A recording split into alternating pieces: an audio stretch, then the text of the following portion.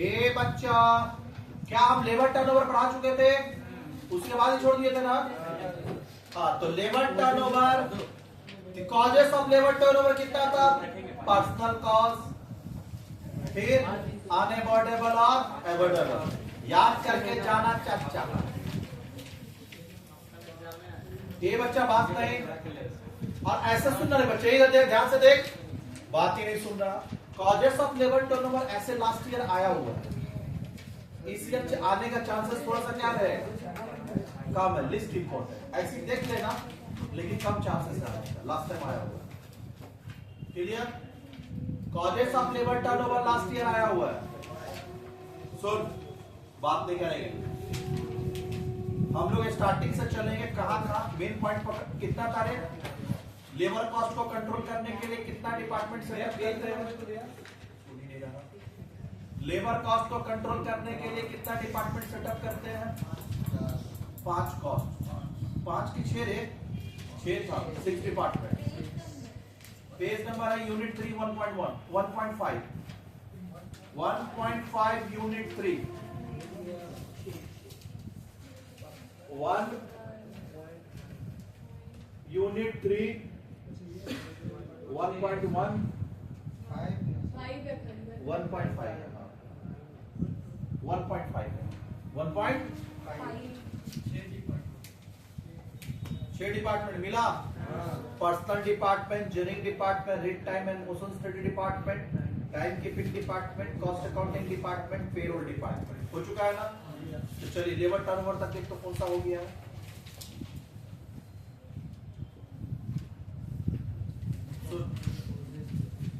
ये बच्चे अभी सुनना, कॉजेस ऑफ लेबर टर्नओवर तो नहीं आने का चांसेस है, थोड़ा सा देखना होगा। तो इफेक्ट ऑफ लेबर टर्नओवर देख लेना, कॉजेस छोड़ देना, वो नहीं आएगा आगे।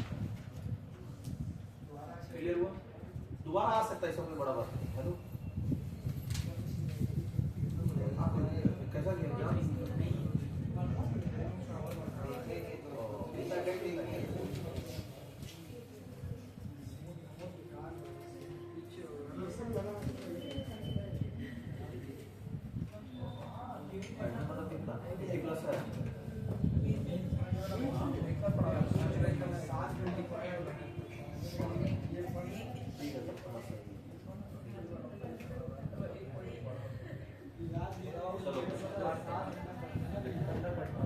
आपसे जो जड़ था वो कंप्लीट हो गया, जो बच्चा हो तो तुम्हारे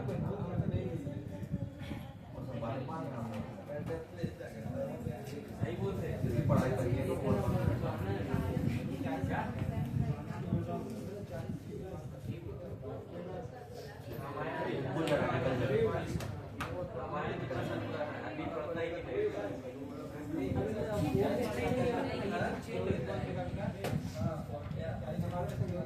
चलो आओ इधर।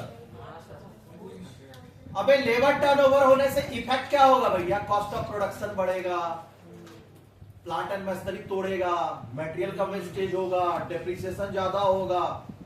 क्योंकि क्यों होगा बता? लेबर आएगा, सिखाएगा, ट्रेनिंग देगा, वो भाग जाएगा छोड़ के, फिर तुम लेबर आएगा, उसको ट्रेनिंग देगा, सिखाएगा, फिर भाग जाएगा छोड़ के। ये कब तक चलेगा चाचा? नहीं लग रहा कि भैया इतना कॉस्ट ज्यादा लगाएगा। तो पर frequent changes in labour turnover give rise to interruption in the continuous flow of production. यानी जो कंटिन्यूअस फ्लो ऑफ प्रोडक्शन है उतना क्या हैम्पर होगा। New worker take time to become efficient, efficient बनने में टाइम लगेगा। आगे selection and training cost of new worker required to replace the worker who has left the increase cost of production. ये बच्चा जो छोड़ के गया उसके जगह पे नया रखेगा तो कॉस्ट ऑफ प्रोडक्शन तेरा बढ़ेगा। फिर new worker being unfamiliar with the work, के लिए बच्चा गिव मोर स्क्रैप, स्क्रैप ज्यादा पैदा करेगा वो। फिर new worker being inexperience worker causes मोर डेप्रिसिएशन। देख जो बात बोले वही सब लिखा है कि डेप्रिसिएशन ज्यादा करेगा, स्क्रैप ज्यादा करेगा, कॉस्ट ऑफ प्रोडक्शन बढ़ाएगा, इनएक्सपीरियंस होगा, वही कि नहीं वही सब। और ये सब लिखने के लिए बुक कलम में रखने का दरकार नहीं है, अपना भी बना के लिख सकते हैं। समझ आ रहा? मजबूत बन और आराम से लिख। चल हो गया ना एक बार? हाँ, थ्योरी और प्रैक्टिकल कॉस्ट अकाउंटिंग में रेशियो 50-50 का होता है। 40 मार्क्स का प्रैक्टिकल, 40 मार्क्स का थ्योरी। यही एक पेपर है जहाँ सबसे ज्यादा प्रैक्टिकल पूछता है।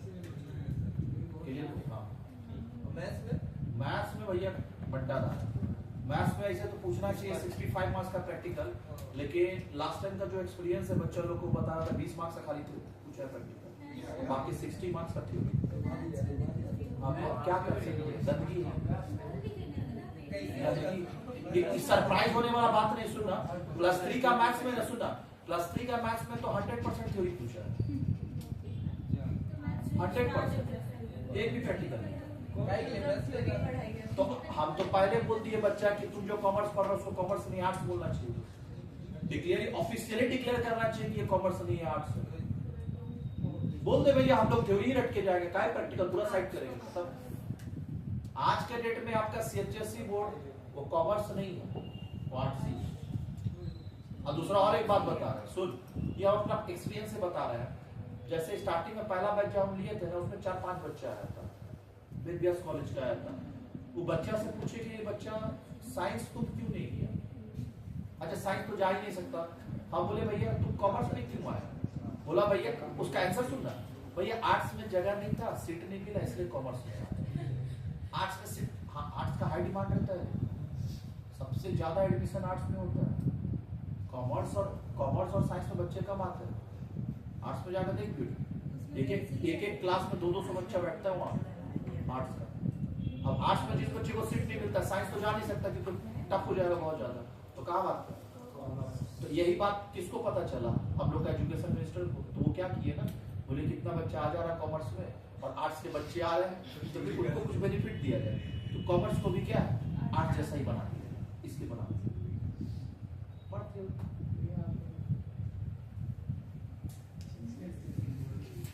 मैथ्स जैसा पेपर में अगर तो थ्योरी पूछता है भैया, डूब मारने वाला था। एजुकेशन मिनिस्टर ने मार रहा है ये बच्चा ऐसा है। अब उनका क्या सोचे, उनका सोच जाने। हम तो बताया कॉमर्स को थोड़ा सा ठीक करना चाहिए।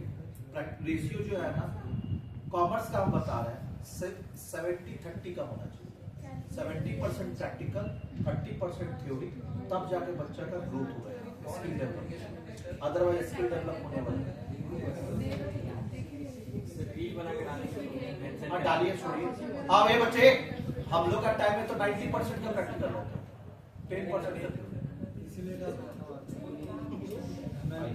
अब इस बात को डिस्कस करके अपना मूड खराब करने का चले।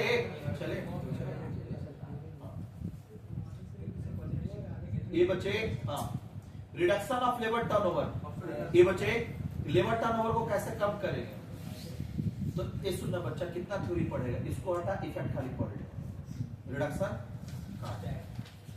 या थोड़ा पढ़ ले, आप थोड़ा दिमाग में होना चाहिए। काटना थोड़ा सा पढ़ ले, आ गया तो कम से कम सेफ साइड खेल पाएगा। कैसे लेबर टर्नओवर को कम करेगा? तो पर्सनल पॉलिसी फ्रेम करना चाहिए, लेबर के बारे में सोचना चाहिए, वर्किंग कंडीशन अच्छा देना चाहिए, सही सैलरी देना चाहिए जिससे वर्कर छोड़ के ना भागे। तेरा वर्कर भाग क्यों रहा है? प्रॉपर वर्किंग कंडीशन नहीं दिया होगा, वेंटिलेशन फैसिलिटी नहीं होगा, क्लियर है, ट्रेनिंग नहीं दे रहा होगा वर्कर लोग को सही टाइम पे, क्लियर, पेमेंट सही नहीं कर रहा होगा, तेरा पर्सनल पॉलिसी ही खराब होगा, तो उसको ठीक कर। तो आइए पढ़िए। Suitable personal policy should be frame for employing the right man for the right job having right qualification. पढ़े थे? हाँ। आगे कहाँ पढ़े थे? बीएसएल। गुड वर्किंग कंडीशन, बोला कर ले, छोड़ के क्यों जाना, इजी तो लग रहा है।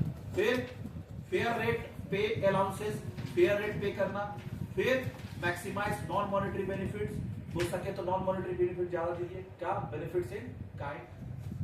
चलिए आगे, distinction should be made between efficient and inefficient. Efficiency और इनएफिशिएंसी के बीच में डिफरेंस करना होगा। And employ suggestion scheme should be introduce. अरे एम्प्लॉय सजेशन स्कीम मतलब आपको कुछ लग रहा है कि आप सजेशन देना चाहेंगे तो आप दीजिए, कंप्लेंट बॉक्स रखा रहेगा। अच्छा, कंप्लेंट बॉक्स में सजेशन बॉक्स। आइए फिर main management relation should be improve. Main management मतलब वर्कर और मैनेजर का बीच में रिश्ता क्या होना चाहिए। अच्छा समझा रहा? हाँ, पूरा हस्बैंड वाइफ के रिश्ता। चलिए, हाँ, कॉस्ट ऑफ लेबर टर्नओवर। ये लेबर टर्नओवर का उसका कॉस्ट क्या होता है? एक होता है प्रिवेंटिव कॉस्ट, एक होता है रिप्लेसमेंट कॉस्ट। क्लियर है? ये काट नहीं आएगा, चलिए काट ले, नहीं ज्यादा दूरी सर पूरा शुरू से थ्योरी हाँ चल सुने कितना डिपार्टमेंट हो गया जाकर देखते वहीं पे जाके पेज यूनिट 3 1.5 पर्सनल डिपार्टमेंट अभी एक ही डिपार्टमेंट तेरा खत्म हुआ अभी दूसरा इंजीनियरिंग डिपार्टमेंट डिसाइड अरे बच्चे इधर देख सुन ही नहीं रहा इंजीनियरिंग डिपार्टमेंट का काम क्या होता है रे बच्चा इंजीनियरिंग डिपार्टमेंट का काम होता है इंजीनियरिंग से रिलेटेड वर्किंग कंडीशन कैसा होना चाहिए सेफ्टी प्रोविजंस कैसा होना चाहिए हेलमेट जूता पहनना चाहिए कि नहीं पहनना चाहिए कौन सा काम के लिए कौन सा टूल्स लगेगा अरे बच्चा कभी गैरेज में देखा है हेलमेट बोलता जा रहे 12 नंबर का पारा लेके आ देखता है अच्छा वो 12 नंबर लाता है तो देखो तुरंत फिट हो जाता है अच्छा हम लोग घर पे देखा है एक चीज ऑब्जर्व किया है कि हम लोग भैया एक नट को खोलने के लिए पहले ट्रायल एंड एरर खेलते हैं पाना लगा के देखिए वो नहीं होगा दूसरा हाँ ये ठीक है हम लोग ट्रायल एंड एरर खेलते हैं लेकिन वही जगह पे जाके देखना तू गैरेज में एक ही बार जो पाना बोलेगा 12 नंबर ला 12 नंबर पूरा फिट होता है और इतना नॉलेज साफ होता है वो लोग का कि नट देखते ही बताता कितना नंबर का पाना लगता है एक्सपीरियंस हो ये हर फील्ड में होता है यही बच्चा गलती करता सुनना बता रहा है बच्चा गलती करता है तुम लोग में तो प्रैक्टिकल ज्यादा नहीं है तुम लोग का तो थ्योरी ज्यादा है जैसे स्कूल बच्चा हो गया फिर तेरा सीए हो गया वो लोग का गलती होता है ना सीधा बताते यहाँ किया हुआ चेक कर लो पूरा एग्जैक्ट वही गलती करता है पढ़ा के एक्सपीरियंस हो गया बच्चा यही ज्यादा मिस्टेक करता है अब बहुत सारा तो तुम लोग का देखता क्लास में बोलते भी देख बच्चे यहाँ पे तेरे से मिस्टेक हो सकता है इसको यहाँ ऐसे जैसे अभी तुम सुना ये जो फर्स्ट प्रिंसिपल हम लोग लिख रहे थे बच्चा सबसे ज्यादा गलती कहाँ करता है बता तो बच्चा सबसे ज्यादा फर्स्ट प्रिंसिपल को गलती करता है कि f of x क्या है और f of x plus h क्या है नहीं दिमाग में बैठा पाता है इसलिए तू फॉर्मूला नहीं बैठा पाता समझ नहीं सकता और तेरे को सिंपल ज्ञान एक ही बात बोले ये जुल्फे सुनाए ना गाना ये आंखें मोहित के जुल्फे है अच्छा लग रहा है ऐसे खराब नहीं लग रहा कुछ दिन में तो क्या है ना मोहित के जो बात है वो घुटनों तक आए ये मोहित लंबे हो रहे हैं सही जा रहा है निहार शांति आप लाती अच्छा दो कंपनी भी अच्छा आदिवासी है चल आ इधर देख चलिए कुछ जमाने में अब्दुल के भी बाल घुटनों तक आ गए थे लेकिन फिलहाल नहीं आते अच्छा फिर आ जाएंगे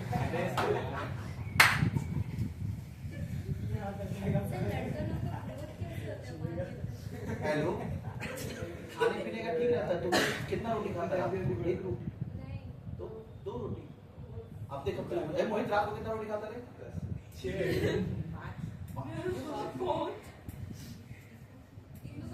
हेलो ये भैया सिंपल ज्ञान है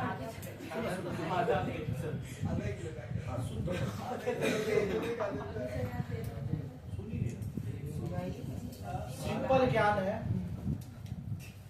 कि खाना पीना ढंग से रहेगा तो विटामिन सही मिलता रहेगा बॉडी को तो हेयर फॉल भी नहीं होगा आईब्रो फॉल भी नहीं होगा क्लियर कोई भी फॉल नहीं हो रहा तो सब करते रहे ये झड़ेगा सब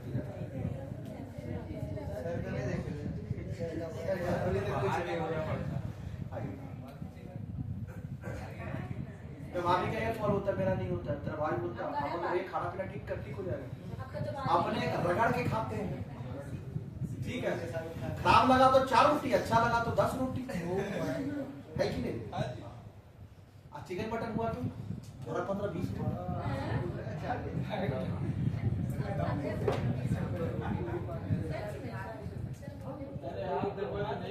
मोटे नहीं हो रहे क्योंकि रेगुलर नहीं खाते महीना में 2 बार रोटी से मोटा रोटी से नहीं चावल किसी चीज से मोटा चावल से होता है मोटा कैसे हो जाता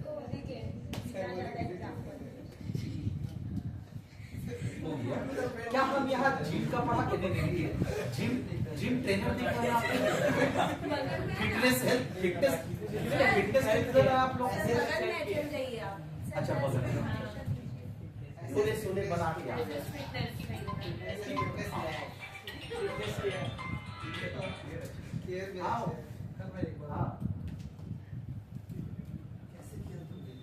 प्रोडक्शन बनाने के लिए वो भैया का नंबर डाला हुआ है गाड़ी में। तो ओटीपी मेरा नंबर थोड़ी आएगा, भैया का नंबर जाएगा ना। अच्छा एक काम करना, भैया का नंबर लिख दो 9438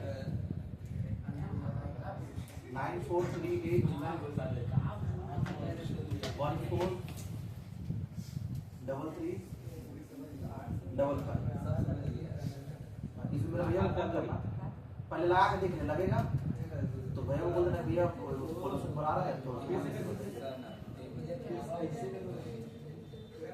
चले। सुन रहा है ना तू? चल, इंजीनियरिंग डिपार्टमेंट का काम होता है भैया कि कौन सा काम के लिए कौन सा टूल्स, कौन सा पाना, कौन सा पेचकस लगेगा, वर्किंग कंडीशन कैसा होगा, वेंटिलेशन कैसा होगा, ये सब डिसाइड करना, मशीन कितना स्पीड में चलेगा वो सब डिसाइड करना। क्लियर हुआ? पढ़िए। The department helps in maintain control over गोलाकर working condition, production method, performance of job. क्या यही बात बोले थे? तो देखिए, पहला preparation of plan and specification for each job schedule for production, maintaining safety and efficient working condition, initiation of supervision, making work studies, setting piece rates decide करना, making job analysis for job studies. ये department है engineering department. क्या अपना language नहीं लिख पाएगा exam में? आराम से। आइए तो कौन सा डिपार्टमेंट हो गया अपना? वही नहीं बचे, बार बार वो पेज पे जाना पड़ रहा तो उस पेज में एक पेंसिल छोड़ दे, ऐसे करके देखा, ऐसे करके पेंसिल छोड़ रहे तुम, ये भी दूसरा पेंसिल। नहीं तो ये बच्चे पेन का कैप लगा दे, नहीं तो क्लिप है चुप्पी पे वो लगा तुम क्या लड़की से कम है? नखरे तो तुम्हारे लड़कियों से ना जाते हैं। कैसा पूरा एकदम एटीट्यूड था कि नहीं? गर्ल्स वाला बता। आज तक छोड़िए ना आप दूसरा बोलिए। आज देखते टीवी वैसे ही था। रूसना, अच्छा अनवर जो रूसता किस टाइप का रूसता? खाली तरह पूरा गर्ल्स लोग के जैसे है कि नहीं? शर्माना भी नहीं वैसे ही है, बस खाली एक घूंघट नहीं था। चला जाओ, हंसी मजाक होते रहती है कि नहीं? अरे बस प्यारा बच्चा, बस खाली लाली नहीं लगाया, कितना प्यारा दिखता है कि नहीं? हाँ दांत बाहर, कल लाली बिंदी मंगवाते हैं, तुमको लगाते हैं। क्या ये समझा इंजीनियरिंग डिपार्टमेंट? वहां जाकर देखो उसके बाद कौन सा डिपार्टमेंट है? Right time, rate time and motion study department. आइए हम लोग इसमें ना बच्चा इधर देख, हम लोग 3 डिपार्टमेंट का बात करेंगे। पहला मेथड स्टडी, सीधा हम लोग पॉइंट पढ़ेंगे। मेथड स्टडी किसमें है? ये थर्ड पॉइंट। ये बच्चे एक काम करना, सुनना, जहां पे पर्सनल डिपार्टमेंट था ना वहां पे पॉइंट नंबर 1 दे तो 1 पूरा पेंसिल से लिख 1 ताकि तुमको खोजने में दिक्कत ना हो। इंजीनियरिंग डिपार्टमेंट में लिख पॉइंट नंबर 2 और right time and motion study department में लिख पॉइंट नंबर 3 पे पहुंच गया। और इसमें हम लोग पढ़ेंगे बच्चा 3, method study, motion study, time study. 3 पढ़ेंगे। पहला मेथड स्टडी, दूसरा मोशन स्टडी और तीसरा टाइम स्टडी। पक्का? तो 3 नंबर पॉइंट का ये सुना, 3 का जब सब बिट बनाएंगे तो उसको क्या देंगे? ABCD। तो इसको दे दे small a method study, motion study को दे स्मॉल b और टाइम स्टडी को दे स्मॉल c। 3 पढ़ेंगे हम। क्या क्या पढ़ेंगे बोल? Method study, motion study, time study. ये स्टडी करते हैं हम लोग। सुन बच्चे, मेथड स्टडी में क्या स्टडी करते हैं? Best way of doing the work. ये स्टडी करना पड़ता है। जैसे बच्चा एक चीज तुम देखा होगा, हर जगह पे कॉलेज में भी देखा होगा कि आप फाइनल अकाउंट बनाते हो तो पहले वो ट्रेडिंग बनवाते होंगे। ट्रेडिंग का ग्रॉस प्रॉफिट आया पीएल में ट्रांसफर कर और फिर पीएल अकाउंट बनवाते हैं, फिर पीएल का प्रॉफिट आ गया फिर बैलेंस शीट बनवाते हैं। और इसमें तुम देखता होगा बच्चा कि हर क्वेश्चन पढ़ने में 3 बार क्वेश्चन पढ़ना पड़ रहा है और 3 बार क्वेश्चन पढ़ने में एवरेज टाइम अगर 5 मिनट भी होगा तो 15 मिनट तक खाली रीडिंग टाइम दिया, बर्बाद। क्लियर हुआ? उसके बाद तुम उसको सॉल्व करने में फिर 15 मिनट लगाएगा और 15 मिनट उसको बैलेंस होकर 45 मिनट लगा ही देता है बच्चा। और अपना एक ही आदत है, वो 15 मिनट वहां से पहले साफ कर। तीनों का फॉर्मेट एक बार टान। क्लियर हुआ? और एक ही बार पढ़ते जा, फेंकते जा, पढ़ते जा, फेंकते जा, पढ़ते जा, फेंकते जा। समझ में आ रहा? हाँ। उसके बाद इधर देख, इधर देख, इसमें फायदा एक होता है कि डबल काउंटिंग नहीं होता है। डबल काउंटिंग का मतलब 3 बार क्वेश्चन पड़ेगा ना तो हो सकता है एक एक आइटम 2-2 बार ले लो। डबल काउंटिंग से बचते हैं तो मिस्टेक भी बचा। और कभी कभी ऐसा होता है कि 40 मिनट के बाद अगर फाइनल काउंट नहीं किया तो आधा घंटा तुम और लगा देगा। ये सब भी गंदगी होता है। और ये भी बात याद रखना बच्चा, एग्जाम हॉल में अगर तेरा फाइनल अकाउंट मैक्सिमम आधा घंटा में होता है तो होता है, नहीं होता है तो छोड़िए, दूसरा सम करिए। टाइम बर्बाद नहीं करना है। आधा घंटा से ज्यादा फाइनल अकाउंट में नहीं देता है। भैया टैली नहीं किया तो कोई बात नहीं, स्टेप मार्किंग रहता है प्रैक्टिकल में। अगर 10 मार्क्स का होगा ना, अगर तेरा ट्रेडिंग पीएल टैली कर भी गया होगा ना, टैली करेगा 10 मार्क्स है तो कम से कम तेरे को 7+ तो मिलना ही है, तो 2-3 मार्क्स कटता है। अगर तुम मान ले 20 मिनट लगा के 2-3 सॉल्व कर भी लिया तो क्या ही कर लेगा, तब तक तुम एक घंटा से ऊपर 1.5 घंटा जा चुका है। मतलब तू 10 मार्क्स के लिए लगा दिया 1.5 घंटा और बाकी तेरे पास अब कितना बचा है, 1.5 घंटा। क्या लग रहा है बाकी 1.5 घंटा में और बाकी पेपर हो पाएगा? नहीं, 70 मार्क्स का नहीं होगा, तो उतना ज्ञान नहीं लगाना है। लग रहा छोड़ जो भी है। तुम एक बात बता ना, ये जो हम टेक्निक तेरे को बताए फाइनल अकाउंट बनाने का कि सब एक बार लेके चल। कॉस्ट अकाउंटिंग में भी देखा होगा, एक ही बार फॉर्मेट टान देते हैं, प्राइम कॉस्ट का जगह छोड़ दिए, फैक्ट्री ऑफिस सेलिंग सब एक बार लिखे और लिखना चालू किए। ये हम कभी न कभी स्टडी करके देखे होंगे। ऐसा नहीं कि बच्चा कि हम ऐसा पढ़ के ही हम आए। मेरा भी जो टीचर थे वो ऐसे ही पढ़ाए थे, पहले ट्रेडिंग फिर पीएल फिर बैलेंस शीट। लेकिन कभी ऐसा हुआ क्लियर, जब हम सीए फाउंडेशन कर रहे थे तो ऐसी एक बार ट्राई करके देखे, तीनों फॉर्मेट टाने के दिमाग लगाते देखे फिट बैठ गई और सब भी देख रहे साला 12 मिनट 13 मिनट 15 मिनट 20 मिनट में हो जाए, हाईएस्ट 20 मिनट से ज्यादा नहीं लग रहा। कि तो स्टडी किए ना, क्या स्टडी किए? Method study. मेथड स्टडी में क्या सीखे? Best way of doing the same, the best way of doing the work. अब यहाँ वर्क का बात करेंगे ना, सम का नहीं। दूसरा एक सुनना, फैक्ट्री गोडाउन शोरूम बाजार फ्लो चार्ट बनाया, वो भी कहीं ना कहीं हमने स्टडी किए होंगे, जिससे बच्चा लोग तो सब स्टडी करके ही कोई भी मेथड आता है। ऐसी अचानक से दिमाग में नहीं बरस जाता, उसके पीछे मेहनत करना था। जैसे लिमिट का भी थोड़ा देर पहले बताया, अभी देख आराम से फटाफट कम कर पा रहा हूँ, क्या ऐसे ही आ गया? नहीं, तो पहले हमको भी इसमें दिक्कत होता था। फिर एक दिन दिमाग लगाया, पता चला कि भैया एफ ऑफ एक्स पूरा क्वेश्चन कॉपी और उसका एक्स के जगह एक्स प्लस एक्स जहां जहां वहां बैठाते चल, हो जाएगा आंसर।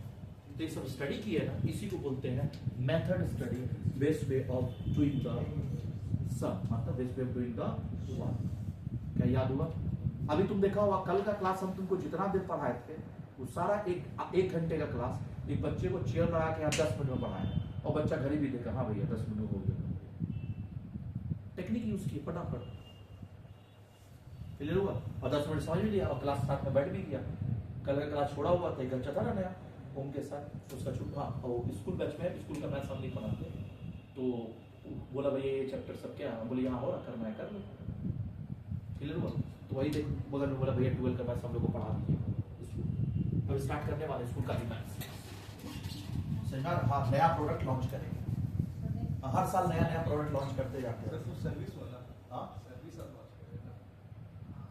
हाँ, मतलब सर्विस लॉन्च कर रहे हैं, मतलब एक तरह का समझ मेरे लिए प्रोडक्ट ही हुआ ना, प्रोडक्ट ही हुआ, एक नया सर्विस। हाँ एक सही बोला, नया सर्विस।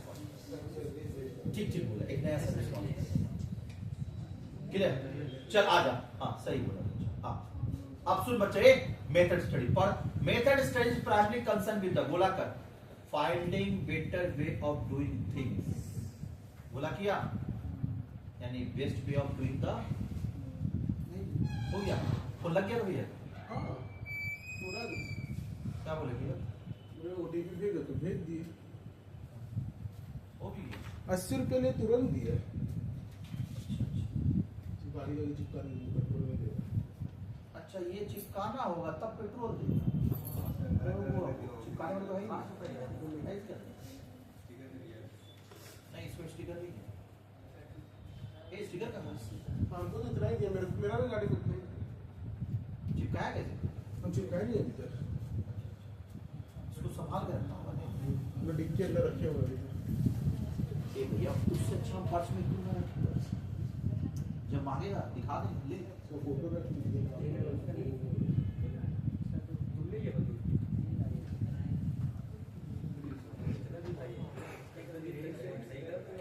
गाड़ी ऑन करके पुलिस दिखाना है, 5 मिनट से आगे आपको इसमें गाड़ी करा लोग बच जाते हैं।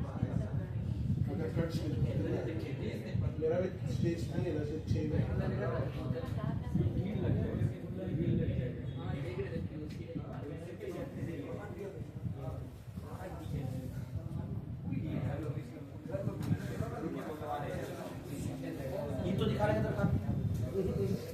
कभी कभी मांग लेते हैं, इसका फोटो भी रखेंगे तो चलेंगे।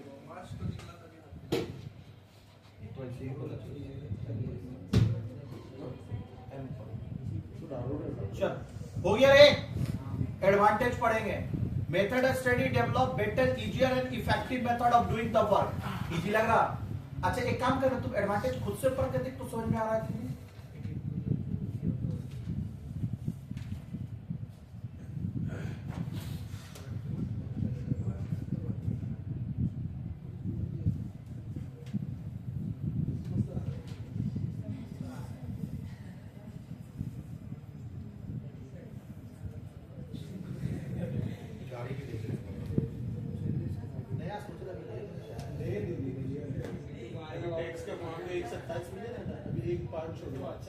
और हमने दिखा रहा था कि 80,000 60,000 70,000 अच्छा गाड़ी देते रहे, फिर सरकार का मन के बढ़ा देगा ना, फिर दिक्कत देगा। वो 1,05,000 पैसा 70 में जाएगा। चल तो आगे पता करना चलता है। अभी तो पापा के दोस्त का ये गाड़ी में गया, मेरे क्लासमेट है, कुछ 80,000 लिए नहीं, हाँ 80-90 कुछ लिए इस टाइप का रेट। चलिए आगे चलिए। ये गाड़ी भैया बोल रहे हैं दोनों गाड़ी बेच ली।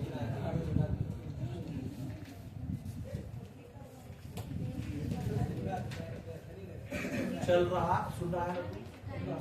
मोशन स्टडी, मोशन स्टडी में देखते बच्चा मूवमेंट। मोशन मतलब movement, movement of main machine और मटेरियल। किसी का भी ज्यादा मूवमेंट होगा तो वो चीज खराब हो जाता है। तो आपको ये चीज देखना पड़ेगा कि किस चीज का मूवमेंट कितना आपको देना है। क्लियर हुआ? जैसे खैनी चुन्ना बनाने का ही रे बच्चा, ज्यादा रगड़ दे तीता हो जाता है। कभी ऐसा हुआ था, कोई खैनी बनाने दिया था, रगड़ते रगड़ते रगड़ते रगड़ते आधा घंटा से ऊपर रगड़ दिए, वो जैसी मुंह में डाला वो थूक दिया। हम बोले कहा हुआ भैया तीता हो गया। खैनी भी रगड़ने का होता है, 2 मिनट 3 मिनट से ज्यादा नहीं रगड़ते हैं। समझाया? बोलना पड़ेगा। हो गया देख, खाते नहीं लेकिन कोई बोल नहीं सकता कि नहीं कहा होगा। समझ में आया? तो ये मोशन का बात होता है, कितना मोशन देना है।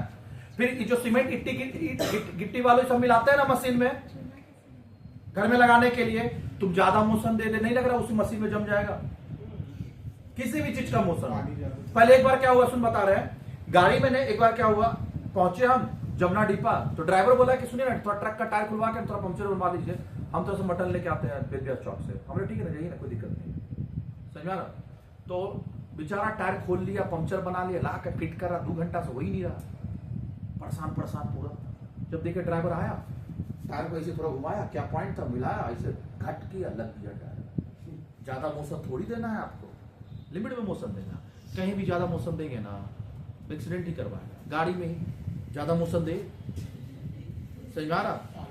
क्लियर हुआ? कहीं का भी मोशन खराब होता है, समझ में आ रहा? चाहे वो लूज मोशन ही क्यों ना हो। समझ में आ रहा? ज्यादा मोशन नहीं होना। क्लियर हुआ? आ रहा मोशन स्टडी। चल, motion study involve the analysis of movement of man, machine, material in the production process with a view to eliminate the unnecessary movement। बोला कर with a view to eliminate unnecessary movement। इससे क्या पता चलता है? to find out the easier method of doing, to reduce fatigue, to improve efficiency of labor, eliminate unnecessary movement। चलिए, time study से क्या डिसाइड करते रहे? स्टैंडर्ड टाइम पढ़ा है ना लेबर में, स्टैंडर्ड टाइम में निकालेगा तो कैसे तुमको उसका एफिशिएंसी पता कर पाएगा? अच्छा रे बच्चे, एक तो यूनिट के हिसाब से निकालते हैं, उसका फार्मूला क्या बताए थे? Actual production by standard production, और टाइम के हिसाब से होगा तो standard time by actual time. तो ये जो परफॉर्मेंस निकाला तुम लेवल ऑफ परफॉर्मेंस टाइम के हिसाब से, उसके लिए क्या डिसाइड करना पड़ता है? Standard time. स्टैंडर्ड टाइम कैसे डिसाइड करते हो बता? मोशन स्टडी, टाइम स्टडी करके। और टाइम स्टडी कैसे होता है? स्टॉप वॉच लगा के। ये कहीं ना कहीं तरह बुक में दिया होगा, एक बार मिला था मेरे को ये बात लिखा हो, उसके बाद दोबारा बुक में कहीं मिला ही नहीं है बात। और डीपली अंदर पढ़ेगा तो कहीं लिखा होगा कि टाइम स्टडी करने के टाइम पे हम लोग ये टाइम स्टडी करके जो स्टैंडर्ड टाइम डिसाइड करते हैं ना, वो स्टॉप वॉच लगा। क्लियर हुआ? तो स्टॉप वॉच लगाएंगे, सब वर्कर लोग काम करेगा, तो देखेंगे मान लीजिए मार्कर ये पेंसिल बना रहे हैं तो कोई 10 मिनट बनाया, कोई 20 मिनट बनाया, कोई 25 मिनट बनाया, कोई 5 मिनट बनाया, कोई 2 मिनट बनाया, फिर सारा टाइम को लेके एवरेज करते चलिए। भी पढ़े है ना, तो आ जाएगा क्या तेरा स्टैंडर्ड टाइम। पढ़ ले। Time study is the most important work measurement technique. It has been developed by an American engineer F.W. Taylor. Definition: time study application work measurement technique established for qualified worker to carry out a specified task under specified condition, define level of performance. कोई दिक्कत? तो time study से क्या decide करते हैं? लिख दे तो ऊपर में स्टैंडर्ड टाइम नहीं लिखा हुआ है, स्टैंडर्ड टाइम। कोई दिक्कत? आगे पढ़ने का कुछ दरकार नहीं है, हो गया। एडवांटेज ऑफ टाइम स्टडी क्या क्या है? एक टाइम स्टडी का एडवांटेज देख क्या क्या है? कुछ है नहीं पढ़ने का दरकार, आएगा भी नहीं, 2-3 लाइन का थोड़ी ना आता है, नहीं पढ़ना। हाँ, उसके बाद जाकर देख तो कितना 3 हो गया ना, 4 में क्या देख? Time keeping department. खोज कहां पे लिखा है? Time keeping department. मिला time keeping department. Time keeping department में पॉइंट नंबर 4 लगा। जो टाइम हो गया है क्या? जो कि हम लोग करेंगे। और कितना पेज बचा है गिनती कर दो। 1 2 3 4 5 6 7 8 9। कल ये खत्म हो जाएगा। आएगा ही नहीं।